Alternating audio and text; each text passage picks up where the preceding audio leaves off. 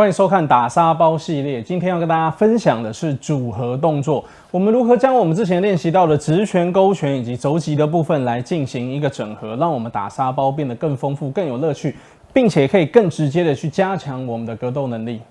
现在我们来整合我们的动作。一开始呢，我们先用直拳的方式来进行打击练习。接下来大家应该还记得，我们之前有练过肘击。那肘击又有很多种接触，那我们现在会来挑选的一个动作就是辅助式肘击。好，那我们现在先让它跟直拳来进行组合，所以是 1 2肘击。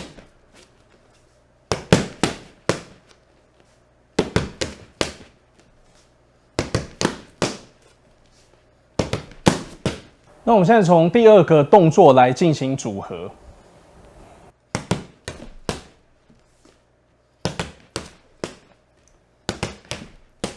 当我们在打这种比较轻的沙包的时候，这种沙包很容易被我们打到产生一个比较剧烈的晃动。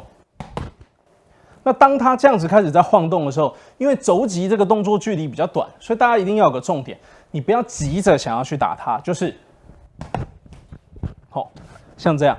因为沙包会晃动，肘击的距离又很短，你必须要看准时刻。你可以配合这个打沙包，把节奏打得很准。这个当然是很好，可是你也不要因为了要把节奏打得很准，或是好像打得很厉害，而逼自己一定要去陷入一个我的节奏，或是包含它的晃动，我都要练习到完美的这个概念。其实任何的训练它都是阶段性的，所以当你今天发生这种情况，像这样子，你就要去调节你的出手动作，像这样子，你要等目标到达一个对的位置，这是一种。另外一种调整方式就是，你前面的直拳就不要打那么大力，可是你也可以把它换成说，你不要推把推那么多。所以当我们在打靶的时候，你千万不要用推的方式去打，因为很多人在打这种沙包的时候，会做出像这样子，所以要尽量去避免推靶，而是打进去。你要把劲道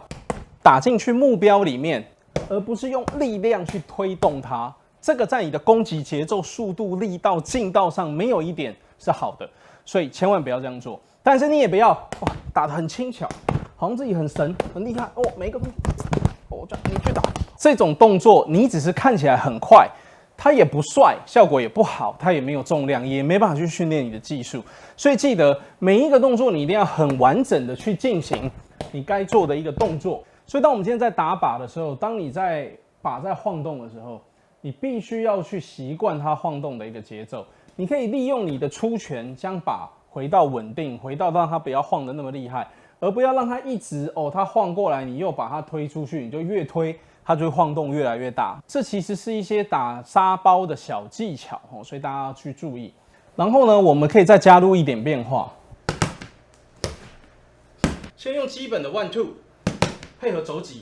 再反肘击，这样子就可以打得出一些变化式。那这些动作其实在实战当中都很好用，也就是一开始你试探对手的位置，接下来你闪过一拳进去肘击他，然后对手可能防御到了之后，他朝你靠近，你闪过他一个攻击，再进行肘击。这就是一些连续动作的使用概念跟范例。记得在练习任何连续动作的时候，你千万都不要过度的理想化，你必须还是要将它一个一个拆开来练熟练，在任何情况下你都可以去使用，也包含我们在练习勾拳动作的时候，也是可以上肘击，像这样的方式去组合，这一些就是可以让你打沙包变得更灵活的技巧之一。像这种搭配肘击的动作，它通常都是需要有距离上的一些改变跟变化的时候去进行搭配，也就是让你从你的手的一个距离转变成肘击的距离、反肘的距离，这样子去切换，这样子去调整，然后像加入勾拳的方式。